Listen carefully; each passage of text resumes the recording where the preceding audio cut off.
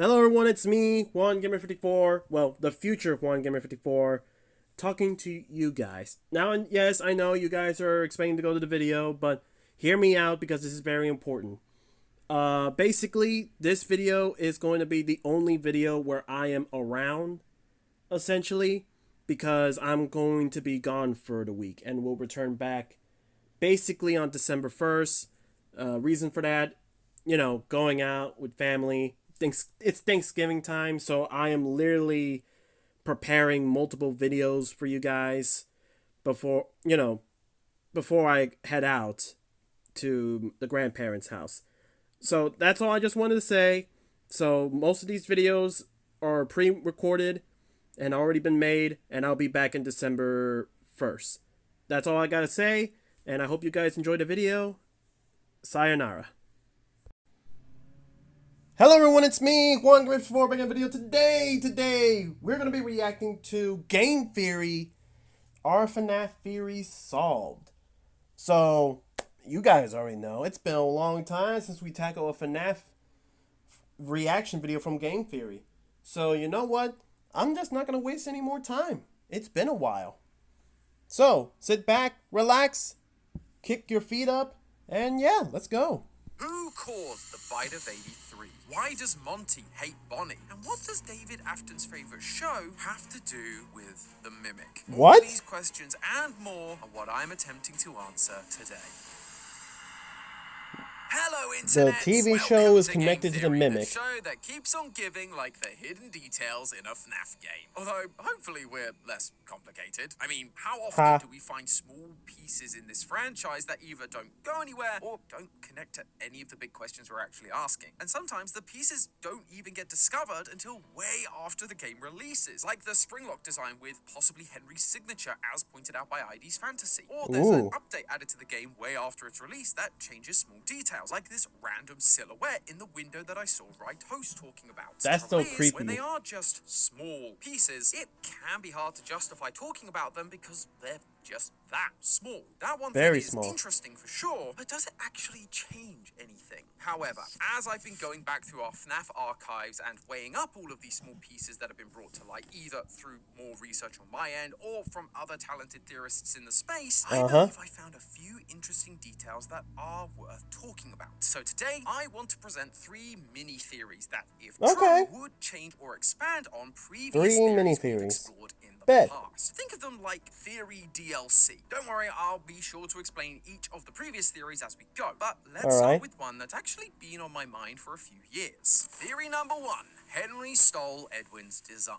Oh, come on! Alright. In my final Secret of the Mimic theory, I spoke a lot about whether Henry and Afton stole designs from Edwin Murray. I basically settled on the idea that the answer was kinda yes, although there was a chance that Henry did actually collaborate on some things with Edwin, and he definitely was designing some stuff himself, as he was the one changing the designs from Edwin. I got the change order from Hen last night. But after that video, in our live talkback, ID brought to my attention their video and the blueprint that, unlike all the others we see in Murray's Costume Manor, didn't have the MCM logo on it, but instead a signature that looks like it could be Henry's, adding credence to the fact that Henry was making stuff. She also has a really cool explanation for Henry's Prisons of My Making line, while also keeping the FNAF 1 animatronics as Edwin's designs like we see in the basement. Basically suggesting that Henry saw those designs, upgraded them to make the Endo O2s, and then put them in the shells that Edwin had been making for the classic animatronics. Which is why in Into the Pits, which takes place in 1985, we see classic Freddy and the gang, but with Endo O2s inside them. It's a very cool video, and I highly recommend you watch it, but proving that Henry was definitely designing stuff got me thinking about what else we've attributed to him in the past. You see, sorry, I had to take care of some things. I'm sorry. A lot on Henry's design philosophy when it comes to animatronics. ID's theory would align with previous theories we've had about the Wizards definitely being early Henry designs, where we focused on aspects like the jaws to make that connection. The Wizard animatronics have 2 types of jaws, a classic hinge and a separated mouth and head connected by piston-like bars. Now, the reason we felt like this could be attributed to Henry come on! because of the Other times, this design comes up in the franchise, All right. namely FNAF 6. In that game, we're introduced to Lefty, a Freddy-like Yes. character designed specifically to capture the puppet. Henry tells us in the tapes that, You have all been called here. and so, with Lefty having the puppet inside, now being dragged back against its will, it stands to reason that Lefty was made by Henry. And Yes. when you know it, it too has the same piston-like jaw mechanism. We then see this repeated in other animatronics that connect to Lefty, the Rockstar animatronics, and we see it with the rudimentary, mediocre melodies. Now, Yeah. for the longest time, even though you buy the mediocre melodies from a third party in the game, we theorized that these were actually shell companies for Henry to make his scheme happen. And thanks to stories like the Puppet Carver that also include rudimentary animatronics for a banjo-playing pig and a frog, we felt like we were being Yep, it shown was that definitely Henry. was the creator of the mediocres, and that they were some of his first, hence the battery packs they needed to operate. However, this is where Secret of the Mimic comes in and completely upends the idea, like it did with so many other theories. Because in this game, we see original designs for these characters, like a frog, a pig, an elephant, and a hippo. So again, the initial characters feel like they were Edwin's. But the big issue is this message right here. Quote, me and Stan are out of here. It's time to jump ship before things get ugly. I have a bunch of Fiona's character patterns, and Stan is taking what he can. Join us. With everything we know about the restaurant project, we can start our own machine shop. So again, doubling down on the fact that these designs were originally part of Murray's. But the real important part is the name that's mentioned. Stan. That might not mean anything to you. It's a pretty generic name, to be honest, but it has shown up in this franchise once before. In FNAF 6. The company you buy the mediocre melodies from is called Stan's Budget Tech. This guy and his friend left MCM, stole Fiona's designs, and then started a robot shop, which we then buy from in FNAF 6. That's why. Nah. Oh, come on. Bro, that's 3 times I said, oh, come on. But, man, I didn't catch that. Stan's Budget Tech. Wow. Okay. I didn't see that coming, but all right.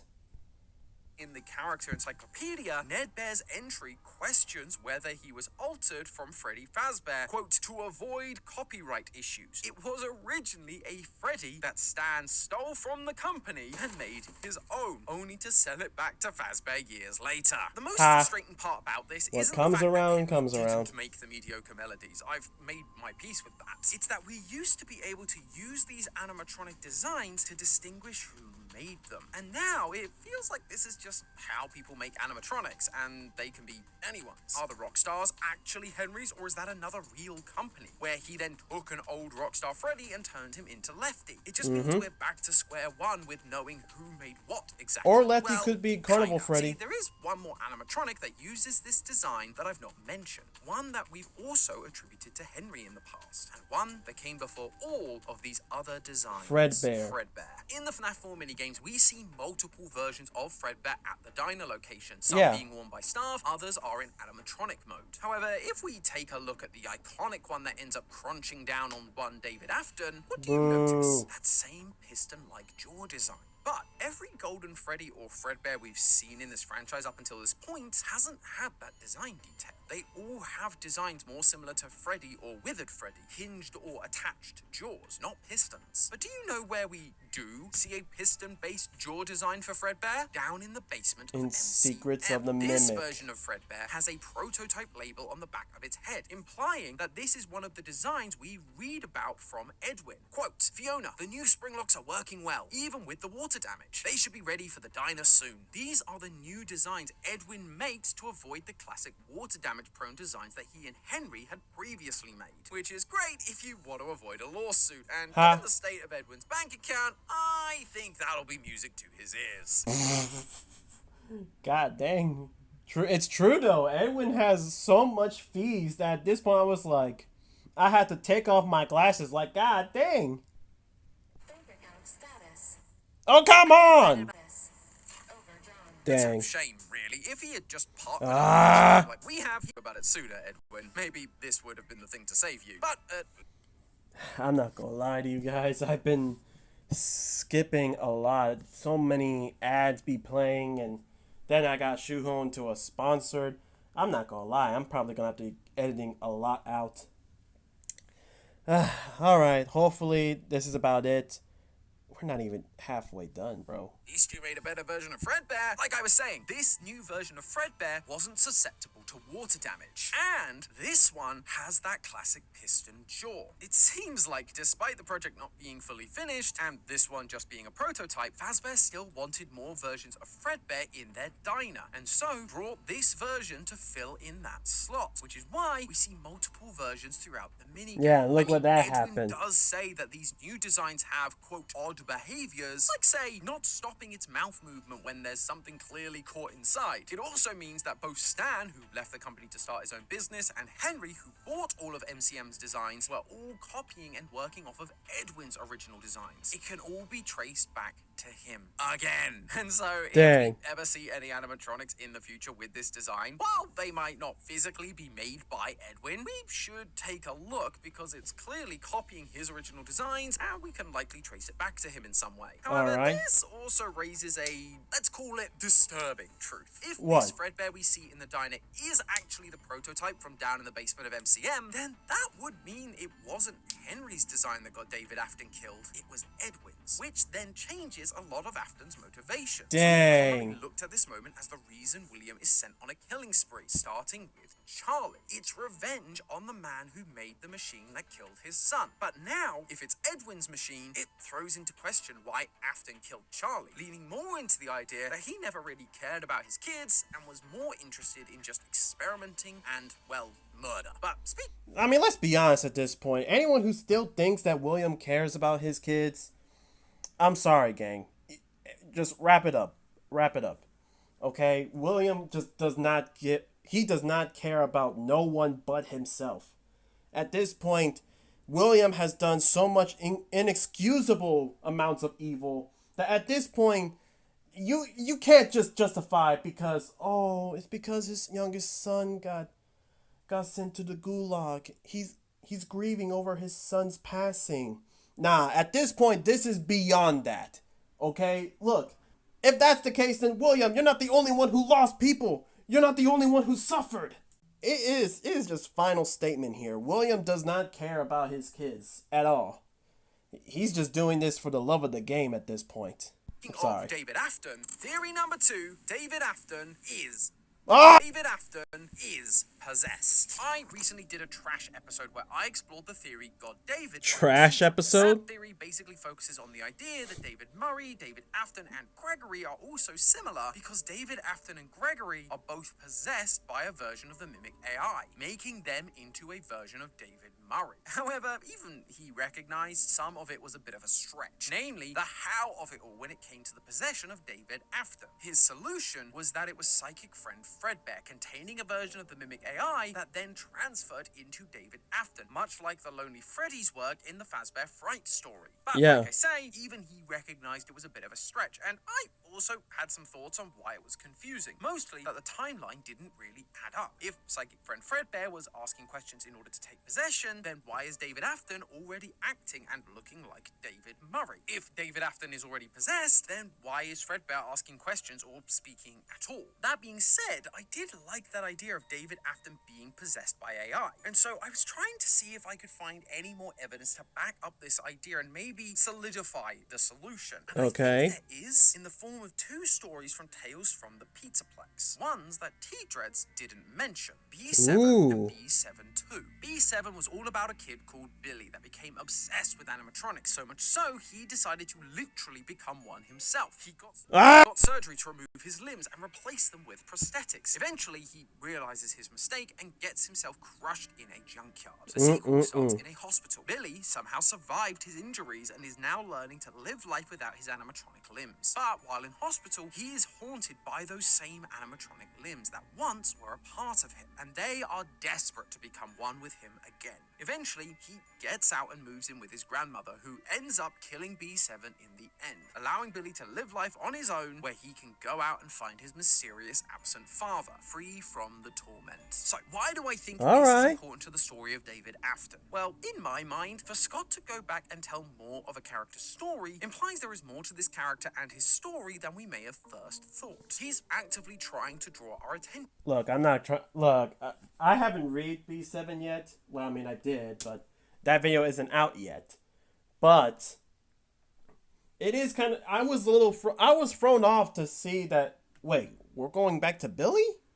I mean, I ain't gonna lie. I mean, like, interesting choice, but I'm pretty sure I said it in one of my old videos that I didn't really like B7 all that much. Because, like, I don't know, I mean, like, there's far and then there's too far, and the kid really took it too far being an animatronic. But hey, that's a topic I'll talk about in a later day.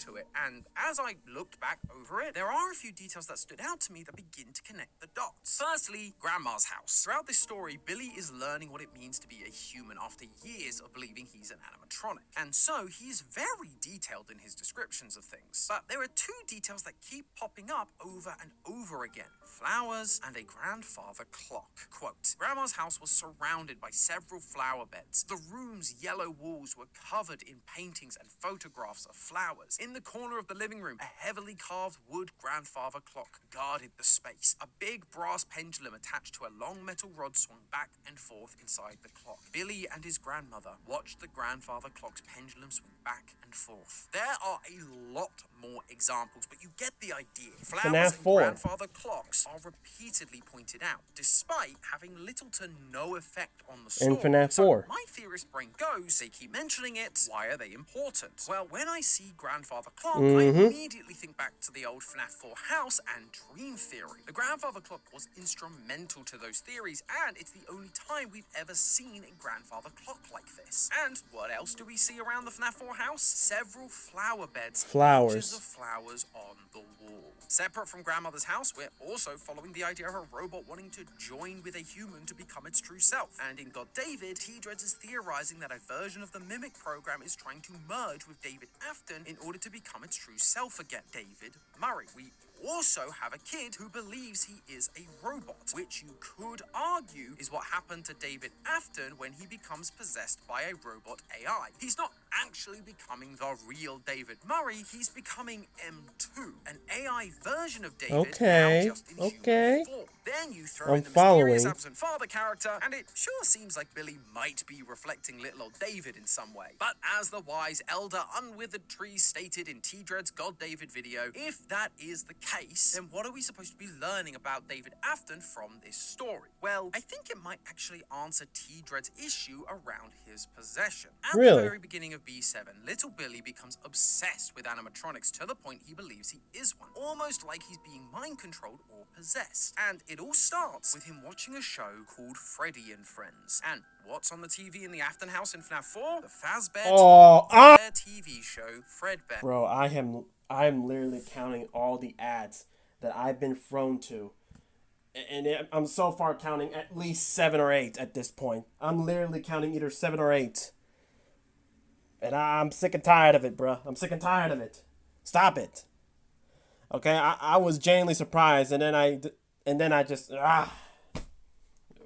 whatever. Just keep going, keep going. And friends. Could it be that rather than psychic friend Fredbear being the way the Mimic possessed David Afton, instead it was the TV? That would leave psychic friend Fredbear to keep the role he's always had, being a way for Afton to spy on his kid, maybe even check in and ask questions to make sure the possession was successful, but still allow for the possession of David Afton by the Mimic program like T-Dreads originally theorized. It's a huge stretch, I admit, but so was the Lonely Freddy idea in the first place, so I do think it's worth thinking about this kind of symbolism between characters. And speaking of, theory number 3, the Monty and Bonnie feud solved. Oh, I've been waiting for this. It's been abundantly clear that there's some kind of beef going on between Monty and Bonnie. In Security Breach itself, we got Fazwatch messages showing us Glamrock Bonnie's strange movements around the Pizzaplex, which eventually led him to Monty Golf, and he was never seen again. In the interactive novel VIP, we find the Bonnie go-kart has been sabotaged with Monty mix, and if you throw a packet of Bonnie branded candy at Monty, he stomps on it in a rage once he notices it's Bonnie's, and it all comes to a head in My goodness, he really hates him. Bonnie completely, well, ruined, with green and purple paint across his broken chest, just like Monty's claws. Now, yeah, and most of the time it's Monty who hates him. But I'm gonna be honest, I feel like there has to be a reason. There's no way Monty's Like what? Did Monty feel threatened that he was gonna get decommissioned by insecurity breach? Is that why he did it? This whole thing has been massively debated in the community. Did Monty do it? Was he framed? Why would Monty hate Bonnie at all? Well, I think we can finally put this mystery to rest, and it's all because of symbolism. FNAF lore has always been complicated, and so over the years, instead of just relying on the physical evidence in front of us, we've tried to use methods like symbolism to help explain previously unexplainable situations. One of the examples we tend to use a lot is that Henry is associated with Freddy and Afton with Bonnie. They used to wear those costumes at the start of the franchise, like at Fredbear's Family Diner, and so anytime we see Freddy and Bonnie, we should be checking for some kind of symbolic double meaning about William and Henry. When Secret of the Mimic came out, the idea went a level deeper. We were introduced to the characters of Edwin and Fiona. So what does that mean? Does that mean that Edwin is represented by Monty then? I think that's the case. I mean, I could be wrong, but I feel like it has to be Monty because it just feels like it, you know? What, next you're going to tell me that Edwin also represents Old Man Consequence? Because Old Man Consequence is also... I don't know, man. My mind's all fried up with all this FNAF stuff. Like, it used to be Game Theory that I'm mostly watching, and then I've been seeing a lot of people talking about it, and now my head's all jumbled up inside. And the fact that they were the original creators of the characters Chica and Foxy. Suddenly, we had our core four rounded up. We've got a female chicken designed by Fiona, a woman who was the first major death in the franchise. And we have a male tattered fox who was part of Edwin's big TV show idea. Realizing this, I was excited to dive into what that symbolism could mean for other parts of the franchise. That was until I saw this video by Gibby's Horror Homestead. The video is mostly talking about my theory as to whether Old Man Consequences is actually Edwin Murray in some way, which I have to say is awesome to see. Again, solving FNAF requires collaboration. But during that video, he points out that in the basement Proto Freddy's and in the storybook during the secret ending, it's not just 4 characters, it's 6. They add Bub and Monty to the mix. Gibby then suggests that while Edwin could be Foxy, it's equally likely it could be Monty, with Bub and Foxy representing other characters we may not fully know about. And when I heard that, I realized how much sense it made. Monty is all over MCM, but rather than the violent rock star we know from Security Breach, he's, for lack of a better term, a chill hillbilly croc. Hillbilly is historically a derogatory stereotype used for people who live in rural mountainous areas of the US and are often associated with being poor and unsophisticated. And now, this is going to come off as a very strange segue, but hear me out. Let's take a look at Edwin. As Arnold drives to MCM, there is nothing else around. Edwin lives on a hill in what feels like the middle of nowhere. He's isolated. He's also broke, especially by the time he ends up working at Freddy's in the basement. Bank account status overdrawn. Dang! Juan's about to crash out. 11. And his designs or approach to animatronics and business is generally rushed, prone to failure, or you could say unsophisticated, especially when you compare it to Afton and his very successful business. To be clear, I am not saying that Edwin is literally a hillbilly, but some of those traits do translate symbolically to what we see from Edwin, making Monty a pretty good symbolic stand-in. He's also made by Edwin, which feels like an important part of the symbolic attachment idea, and to top it all off, his inclusion matches Edwin's inclusion in the franchise. When we look at someone like Fiona being Chica, Fiona may have died in Security Breach, but M1 takes on her identity, and M1 is present underneath the Pizzaplex and all of the FNAF locations probably, just like Chica is present in all the games. But now look at Monty. Monty is part of the Proto Freddy's at the start of the franchise, only to disappear and then suddenly show up again in Security Breach. Which feels just like Edwin's part in the story. He was part of the early days of Freddy's, gets removed from the story both by Fazbear and literally by Scott, and then becomes relevant again in the modern day with Security Breach thanks to the Mimic storyline. This could mean that Edwin isn't dead and is gonna show up again to stop the Mimic. Or it might mean I was right all along and Edwin is Old Man Consequences, and his association with Monty is why he appears with a crocodile head in Ultimate Custom Night and... I mean, so many technical difficulties with this video, man. That's gonna probably be that's probably gonna be the I can't speak. This is probably going to be the title of this video. So many technical difficulties. So many. But let's be honest. I feel like if Edwin does return, what's he going to look like? He's going to be so old. What, is he going to come in with his wheelchair? Because let's not forget, he can't feel his legs. What, did he get new legs after the decades he's been gone?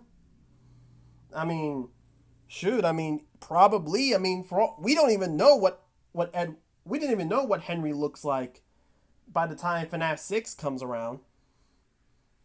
I don't know, man. This video's getting me stress. Not because of the content, but just because of so many ads and technical difficulties. FNAF world. But regardless of how he's showing up, the idea that Monty symbolically represents Edwin finally explains the Monty and Bonnie feud. In The Storyteller from Tales from the Pizzaplex, we learn that the M1 program is put in charge of the Pizzaplex, literally connected to everything, and is responsible for creating new stories for these characters. Suddenly, they begin acting up, and I believe this is what we're seeing in Security Breach. An AI can't create stories. It's going to be remixing stuff from what it's seen and learned. Throughout Secret of the Mimic, Edwin shows disdain for Afton and Fazbear. Yes. Someone told them about M2. Well, they can't have it. I'm not changing a single bit of her work, and they can't make me. Don't trust them.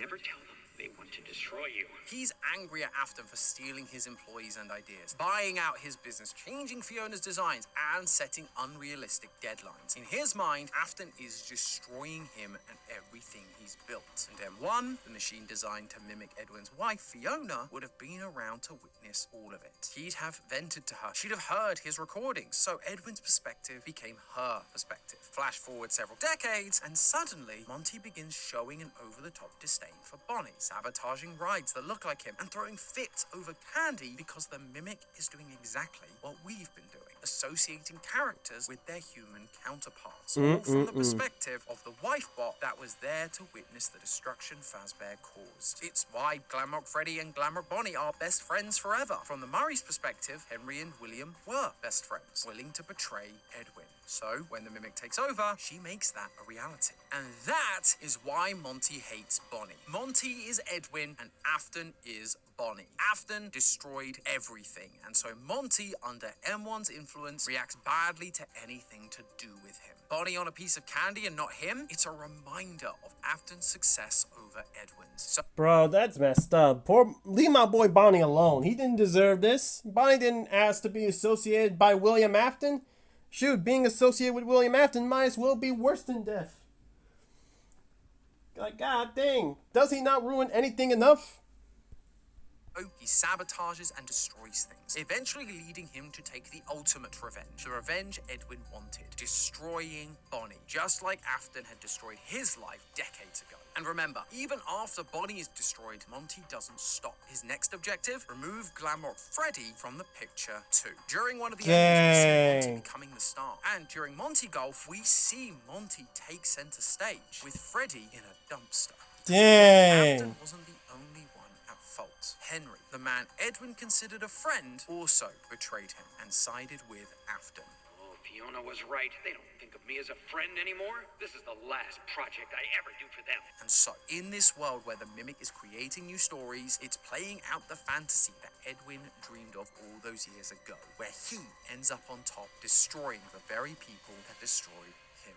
But hey, that's just a theory. A game theory! Alright! That's going to be the end of the video, guys. Thank you guys so much for watching. Make sure you like the video so you guys enjoy, and comment down below. What do you guys think? Bro, I'm not going to lie. I'm going to be doing so much editing.